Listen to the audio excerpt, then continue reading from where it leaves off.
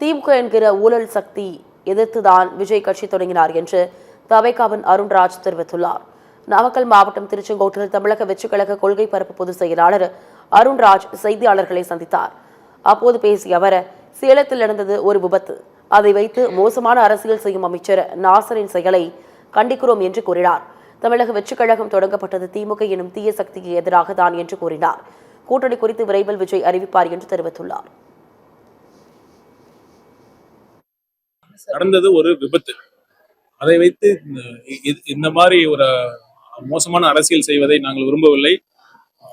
ஒரு அமைச்சர் அவர்கள் இது மாதிரி சொல்வதை நாங்கள் கண்டிக்கிறோம், உண்மையாக கண்டிக்கிறோம். திமுகவை பார்த்து தாங்க ஆரம்பிச்சோம். திமுக எந்த அளவுக்கு மோசமான ஆட்சி பண்ணிட்டு இருக்காங்க, ஒரு அனைத்து துறைகளிலும் ஊழல், இது வரலாற்றில் இல்லாத அளவுக்கு ஊழல் இருக்கு.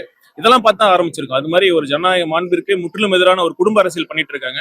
இந்த மாதிரி திமுக பண்ணிட்டு இருக்கிறதா அதை பார்த்து தான் நாங்க ஆரம்பிச்சிருக்கோம். மக்கள் இந்த திமுக தீய சக்தி வேண்டாங்கிற ஒரு தேவை இருந்தது, அதை பார்த்து தான் இந்த கட்சி ஆரம்பிக்கப்பட்டது.